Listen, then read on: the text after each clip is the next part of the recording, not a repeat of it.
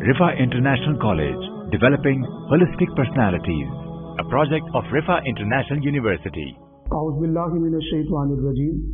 Bismillahir-rahmanir-rahim. Dear students, Assalamu alaikum. उम्मीद करता हूं आप सब खैरियत से होंगे। जैसा कि आप लोग जानते हैं कि लास्ट लेक्चर में हमने ट्रेडिशनल फाइल सिस्टम के प्रॉब्लम्स के बारे में जिक्र किया और वो प्रॉब्लम्स जो कि ट्रेडिशनल फाइल सिस्टम को इस्तेमाल करते हुए आपको फेस करना पड़ती हैं, उनमें से चंद एक प्रॉब्लम्स को हमने डिस्कस किया।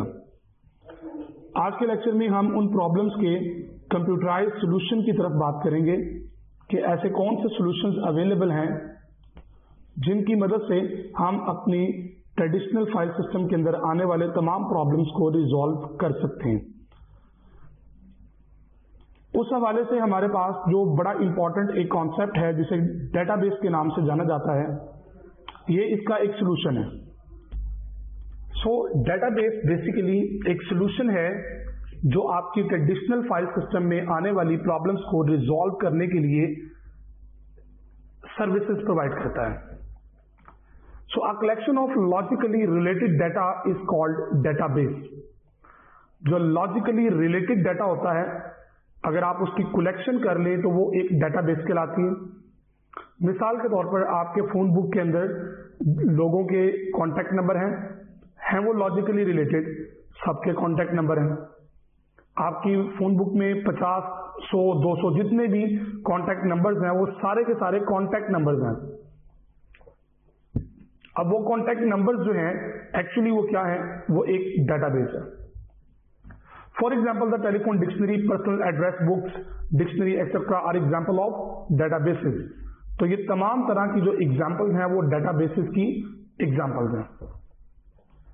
A database contains the data or information about a particular topic such as database of employees that contains the data of employees of an organization or department. So basically database की जो data और information होता है वो किसी particular topic से related होता है। स्टूडेंट डाटा है ऑफ अ कॉलेज, तो बेसिकली वो एक कॉलेज के स्टूडेंट का डाटा है। Student details of ICS class, तो बेसिकली इसके अंदर सिर्फ आईसीएस क्लास की डिटेल होगी। सो बेसिकली आपकी जो डेटाबेस है उसके अंदर जो डाटा और इंफॉर्मेशन होता है वो किसी पर्टिकुलर टॉपिक से रेलिवेंट होता है। So a database may be created and maintained manually or it may be computerized. अब जहां तक बात डेटाबेस की डेवलपमेंट और कंस्ट्रक्शन से रिलेटेड है, तो डेटाबेस आप क्रिएट मैनुअली भी कर सकते हैं और कंप्यूटराइज तरीके से भी इसको क्रिएट कर सकते हैं। और पहले से क्रिएटेड शुदा डेटाबेस को आप मैनुअली भी मेंटेन कर सकते हैं और कंप्यूटर वर्जन के अंदर भी मेंटेन कर सकते हैं। सो यू कैन मेंटेन और create a database manually as well as computerized. So दोनों तरह के मैकेनिज्म्स अवेलेबल होते हैं एक डेटाबेस को डील करने के लिए। The library card catalog is an example of database that is created and maintained manually. आपकी लाइब्रेरी के अंदर जो लाइब्रेरी कार्ड होता है, बुक कार्ड, जो बुक इशू करते वक्त कार्ड उसमें से निकाल लिया जाता है जिसके ऊपर आपकी डिटेल मेंशन कर दी जाती है कि इसको कौन लेके जा रहा है। So that is manual maintained. Basically वो आपकी मैनुअली मेंटेन्ड होने वाली डेटाबेस है, यानी कि डेटाबेस की वो टाइप है जो कि मैनुअली डील हो रही है।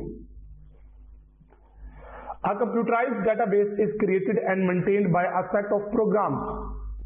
अब ये तो बात थी ना पहले मैनुअल, अब कंप्यूटराइज्ड वर्जन की बात करें तो कंप्यूटराइज्ड डेटाबेस जो होती है ना वो सेट ऑफ प्रोग्राम्स की मदद से है जो मेंटेन होती है या क्रिएट होती है। और वो सेट ऑफ प्रोग्राम्स कई तरह के हो सकते हैं जिनका स्पेसिफिक पर्पस हो सकता है। So this set of program is called database management system. वो सेट ऑफ प्रोग्राम्स जो ये काम करते हैं कंप्यूटराइज्ड वर्जन के अंदर आपकी डेटाबेस को क्रिएट और मेंटेन करने के लिए इस्तेमाल होते हैं, उन्हें हम डेटाबेस मैनेजमेंट सिस्टम कहते हैं। So basically database management system वो तमाम तरह के सिस्टम सॉफ्टवेयर होते हैं या टूल्स होते हैं या प्रोग्राम्स होते हैं जिनका ताल्लुक आपकी डेटाबेस को क्रिएट करना और उसको मेंटेन करने से रिलेटेड होता है अगर आप कंप्यूटराइज्ड डेटाबेस को डील और मेंटेन करना चाहते हैं। So generally database is a collection of logically related data sets or files. तो आमतौर पर जो आपकी डेटाबेस होती है वो लॉजिकली रिलेटेड डाटा के सेट्स या फाइल से रिलेटेड होती है, मतलब उससे उसकी कलेक्शन होती है basically. So each data set or file may contain different kind of information that is used for a specific purpose.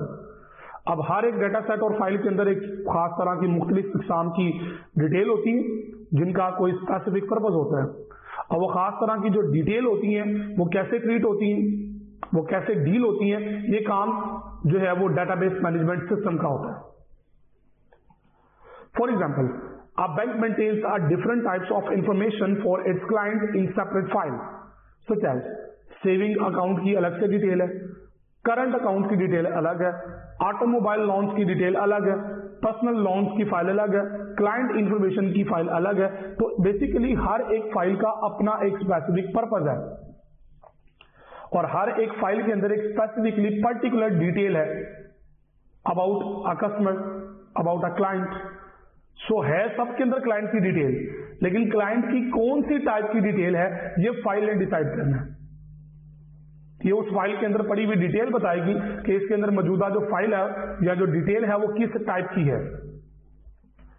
So the client और a customer database of a bank में include the records from all of the above file. तो किसी एक customer की जो database है bank के अंदर वो किसी एक के अकाउंट की डिटेल हो सकती है जो ऊपर मेंशन्ड है. Information about any client can be added, retrieved or updated very easily and quickly by using a database system. So database system का इस्तेमाल करते हुए आप किसी भी क्लाइंट की डिटेल को ऐड कर सकते हैं, रिट्राइव कर सकते हैं, अपडेट कर सकते हैं बड़े क्विकली एंड इजी वे के अंदर यूजिंग अ डेटाबेस सिस्टम. सो आप अपने डेटाबेस सिस्टम का इस्तेमाल करते हुए आप ये इंफॉर्मेशन क्लाइंट की बड़े आराम से डील कर सकते हैं. So the next point is what are the facilities of database system. कि ठीक है जी, हम कंप्यूटराइज वर्जन की जब बात करते हैं तो डेटाबेस सिस्टम में कौन कौन सी ऐसी फैसिलिटीज हैं जो हमें प्रोवाइड की जाती हैं या जो अवेलेबल है. सो पहली चीज आपके पास है inserting new records into the database. So database की पहली फैसिलिटी क्या है कि आप डेटाबेस के अंदर नए रिकॉर्ड्स को इंसर्ट कर सकते हैं, ऐड कर सकते हैं, क्रिएट कर सकते हैं. Retrieving the records from the database, फिर जो आपने क्रिएट किया हुआ है, इंसर्ट किया हुआ है, आप उसको रिट्राइव भी कर सकते हैं, एक्सेस कर सकते हैं, उसको व्यू कर सकते हैं.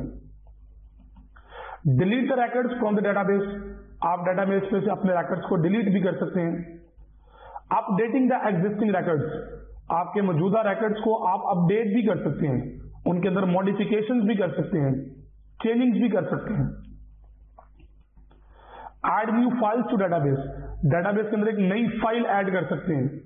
Remove existing file. So the next point that is what are the objectives of database.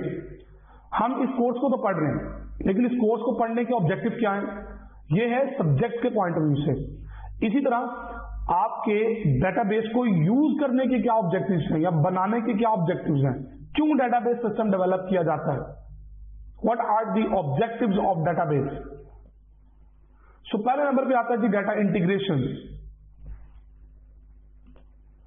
So data integration से मुराद क्या है कि डेटा इंटीग्रेट होता है, एक दूसरे के साथ कनेक्टेड होता है.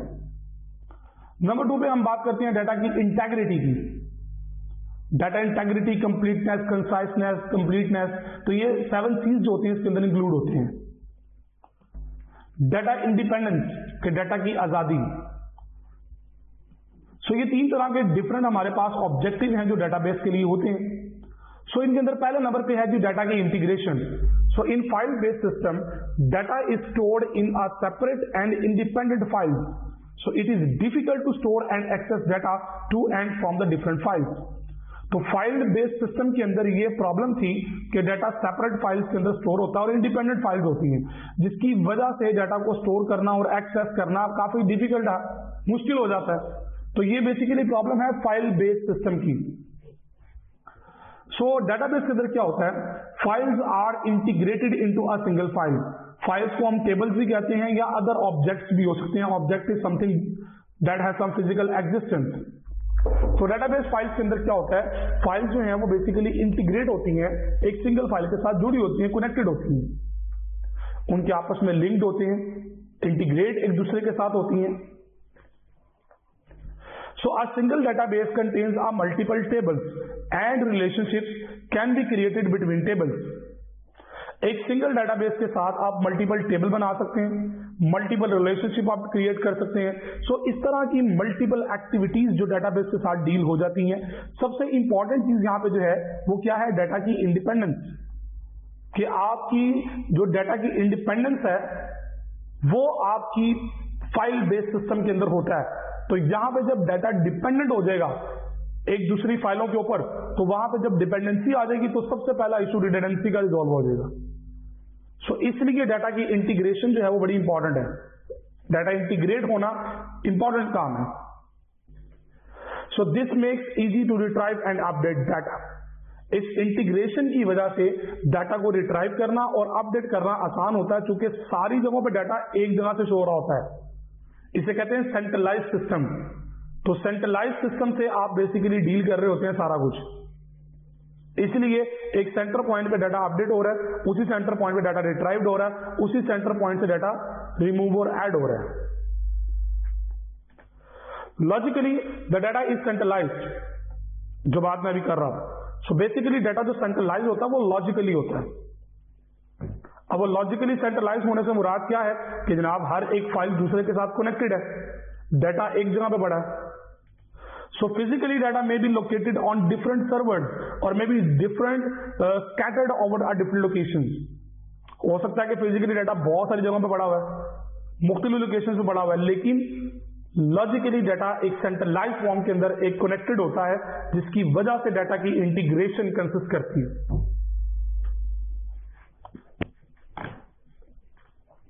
So, but it can be connected through the data communication links. So, data communication links के थ्रू ये connected होता है. Logically connected है ना, तो logically फिर data communication links होते हैं जो इसको connect करते हैं. अब इस हवाले से जब हम बात करते हैं इंटीग्रेशन की, तो यहां पे जो इंपॉर्टेंट चीज हमारे सामने आती है वो क्या है, डेटाबेस के मॉडल्स हैं. डेटाबेस के मॉडल्स क्या होते हैं? A set of rules that describes the structure of a database is called database model. वो तमाम तरह के कॉन्सेप्ट्स, वो तमाम तरह की फिलॉसफीज, रूल्स एंड रेगुलेशंस जो इस बात की वजाहत करते हैं कि आपकी डेटाबेस का स्ट्रक्चर क्या होगा, उसे हम डेटाबेस का मॉडल कहते हैं. आपके डेटाबेस का जो स्ट्रक्चर डेवलप कर रहा होता है वो डेटाबेस का मॉडल होता है. सो बेसिकली मॉडल स्ट्रक्चर के अंदर इंप्लीमेंट होता है. टारगेट होता है ना माइंड में कि यार इस जैसी चीज लेनी है, या ये बनाना है, या इस जैसा कुछ होना चाहिए.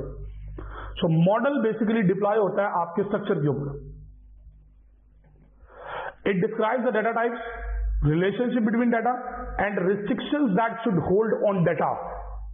सो डाटा के जो मॉडल्स होते हैं वो तीन तरह के डिफरेंट काम जो है वो परफॉर्म कर रहे होते हैं. नंबर वन पे है कि एक तो वो डाटा की टाइप्स को डिस्क्राइब करते हैं कि डाटा किस किस किस्म का है. फिर आपके डाटा के बिटवीन जो रिलेशनशिप होते हैं उनको वजाहत कर रहा होता है, उनकी डिस्क्रिप्शन प्रोवाइड कर रहा होता है. फिर क्या रिस्ट्रिक्शन कहां पे लगानी है, कौन सी चीज किसको विजिबल करवानी है, कौन सी चीज किसको विजिबल नहीं करवानी, इन तमाम डिटेल्स के बारे में भी हम डिस्क्रिप्शन डेटाबेस मॉडल के अंदर प्रोवाइड करते हैं, या यूं कह लें कि डेटाबेस मॉडल आपको प्रोवाइड करता है. So database model also defines और describes the basic operations on database. So database के मॉडल ही होते हैं जो डिफाइन करते हैं और डिस्क्राइब करते हैं आपके बेसिक ऑपरेशंस को, कि आपने डेटाबेस के ऊपर कौन कौन से बेसिक ऑपरेशंस अप्लाई कर रहे हैं. So the basic operations on database including the storing data into database. So कौन से हैं? Organizing, storing, organizing, manipulating and summarizing. ये चार तरह के बेसिक ऑपरेशंस होते हैं जिनकी बेस पर आपके डेटाबेस सेट होती है. अब हम बात करते हैं अगले लेवल पे कि जनाब ठीक है डेटाबेस मॉडल्स क्या चीजें होती हैं. तो डेफिनेटली ये डिफरेंट टाइप्स के मॉडल होते हैं. सो वो डिफरेंट टाइप्स के मॉडल कौन कौन से होते हैं हम उनके बारे में बात कर लेते हैं. सो जनाब वो तीन तरह के डिफरेंट मॉडल्स होते हैं, एक हायरार्किकल मॉडल होता है, एक नेटवर्क मॉडल होता है, एक रिलेशनल मॉडल होता है। सो तीन तरह के डिफरेंट डेटाबेस मॉडल्स आपके पास अवेलेबल होते हैं। इनमें पहले नंबर पे जो है वो है hierarchical model. Hierarchical model basically किसी हायरार्की को फॉलो करता है। जैसे किसी ऑर्गेनाइजेशन के अंदर एक हायरार्की होती है, एम्प्लॉयज की डेजिग्नेशंस की, उनकी अथॉरिटीज की, उनकी प्रॉपर्टीज के अकॉर्डिंगली, उनकी फंक्शनैलिटीज के अकॉर्डिंगली जो एक अथॉरिटीज की हायरार्की होती है, बेसिकली ये उस तरह के स्ट्रक्चर को फॉलो करता है। इसका जो मॉडल होता है, हायरार्किकल मॉडल होता है, बेसिकली ये आपके हायरार्की को फॉलो कर रहा होता है। So in hierarchical model, records are arranged in a hierarchy like an organizational chart. जिस तरह के एक ऑर्गेनाइजेशनल चार्ट होता है, बिल्कुल उसके अकॉर्डिंगली ये हायरार्की अपनी डिफाइन करता है ताकि आपके रेकॉर्ड्स को अरेंज किया जा सके according to that hierarchy. Each record type is called a node और अ सेगमेंट। अब हर एक record की जो टाइप होती है वो एक नोड या एक सेगमेंट कहलाती है इस मॉडल के अंदर। So a node represent a particular entity, और entity क्या होता है? Anything that has some physical existence is called entity। तो particular entity को represent कर रहा होता है एक node। The topmost node is called root node। तो ये हायरार्की के अंदर जो टॉप लेवल पर नोड होती है उसे रूट नोड कहा जाता है। The terms parent and child are often used in describing a hierarchical model। इस तरह के मॉडल को डिफाइन करने के लिए, एक्सप्रेस करने के लिए हम जो टर्मिनोलॉजी इस्तेमाल करते हैं वो पेरेंट चाइल्ड की होती है। तो सब नोड्स होती हैं वो चाइल्ड होती हैं, जिनके अंडर होती हैं उनके पेरेंट होते हैं। सो पेरेंट और चाइल्ड का जो कॉन्सेप्ट यूज करने के लिए हम यहाँ पे जो मॉडल के अंदर हम इसको आमतौर पर इस्तेमाल करते हैं, यूज करते हैं।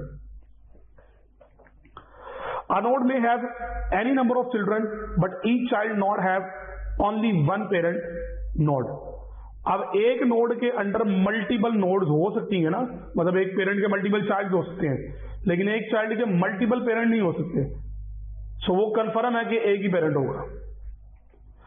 This kind of structure is often called the inverted tree. इसे कहते हैं इन्वर्टेड ट्री। हायरार्किकल जो मॉडल होता है ये बेसिकली इन्वर्टेड ट्री की टर्मिनोलॉजी से निकलता है। The structure of hierarchical model is shown in the following table। वो टेबल आपके सामने कुछ यूं है। देखिए एंटिटी 1 है जिसके अंदर दो एंटिटीज हैं 2 और 3। 3 के अंडर फर्दर दो एंटिटीज हैं 4 और 5। सो इसके अंदर जो रूट नोड होगी वो एंटिटी 1 है। पेरेंट नोड कौन कौन सी है? एंटिटी 1 है, एंटिटी 3 है। और चाइल्ड नोड कौन कौन सी है? 2 और 3 1 के लिए, 4 और 5 3 के लिए। So that is your hierarchy model. इसे कहते हैं हायरार्किकल मॉडल। हायरार्किकल मॉडल में हायरार्की के अकॉर्डिंगली आप अपनी चीजों को लेके चलते हैं।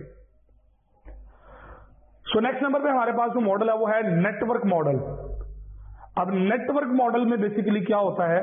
The network model is similar to the hierarchical model but it has one difference. एक छोटा सा फर्क है। वो क्या है? वो फर्क क्या है? The difference is that a child node may have any number of parents node. Hierarchical model में तो है ना कि एक चाइल्ड के मल्टीपल पेरेंट नहीं हो सकते, लेकिन नेटवर्क मॉडल के अंदर एक नोड के मल्टीपल पेरेंट्स पॉसिबल है, हो सकते हैं। The child nodes are represented by arrows. और जो चाइल्ड नोड होती हैं वो एरोस के थ्रू डिफाइन होती हैं। In this model a complex diagram may be use to represent the structure of database.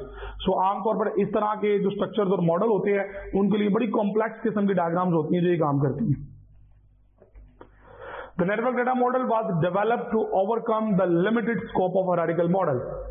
So the network data model होता है ये डेवलप किया जाता था, was developed to overcome the limited scope of hierarchical model. तो basically उसके limited scope को overcome करने के लिए उसको यूज किया गया। The network data model provides the more flexibility than the hierarchical model. Network model के अंदर कुछ ज्यादा फ्लेक्सिबिलिटी होती है हायरार्किकल मॉडल के अकॉर्डिंग। आपके पास बैकवर्ड का रास्ता इसके अंदर अवेलेबल होता है। आप मल्टीपल नोड्स के ऊपर बैकवर्ड आ सकते हैं। So the structure of network model is shown in the figure below. आप देख सकते हैं। अब यहां पे आप नोट करें तो एंटिटी 1 के 2 चाइल्ड हैं, 3 है, 2 बल्कि 3 और 4। इसी तरह एंटिटी 2 के 3 चाइल्ड हैं, 1, 4 and 5. That is a diagram of network model. ये डायग्राम बेसिकली रिप्रेजेंट कर रही है नेटवर्क मॉडल को, जिसके अंदर आप अपने नेटवर्क को देखते हैं. तो बेसिकली एक नेटवर्क है ना, एक दूसरे के साथ जो नोड कनेक्टेड है, so that is called network model.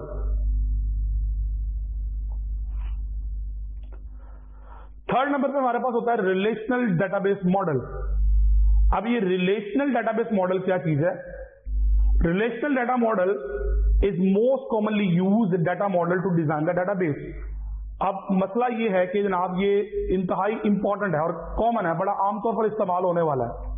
Famous इसको समझ लेंगे है, ये वो डेटाबेस का मॉडल है जो आमतौर पर बहुत ज्यादा इस्तेमाल होता है.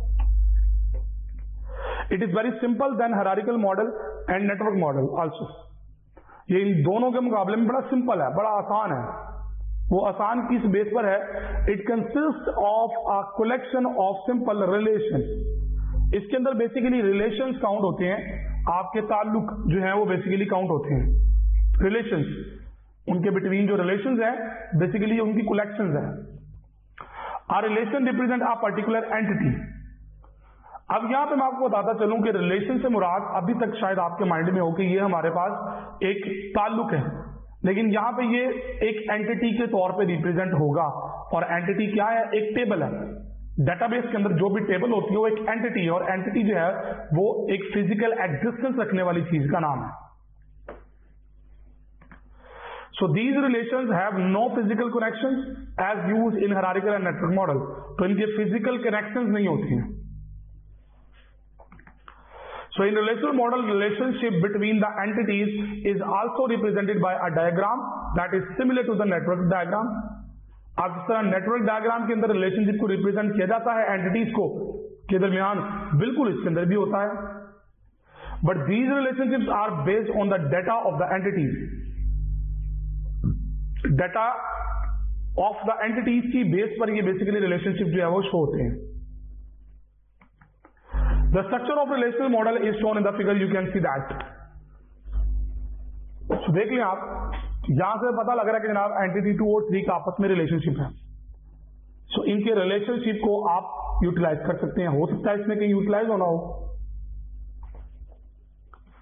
सो फाइनली आज के लेक्चर में हमने बेसिकली जिन चीजों को देखा है वो डेटाबेस की डेफिनेशन कि डेटाबेस बेसिकली क्या है, फिर क्या क्या फैसिलिटीज हमें डेटाबेस सिस्टम के अंदर मिलती हैं, फिर हमने डेटाबेस के ऑब्जेक्टिव के बारे में बात की, फिर हमने डाटा की इंटीग्रेशन के बारे में बात की, उसके बाद हमने डाटा इंटेग्रिटी के बारे में बात की, फिर डाटा की इंडिपेंडेंस के हवाले से बात की, और फिर हमने डेटाबेस की मॉडल्स और उसकी टाइप के बारे में बात की, और डिफरेंट मॉडल्स को हमने देखा डायग्रामेटिकली भी और थ्योरेटिकली भी.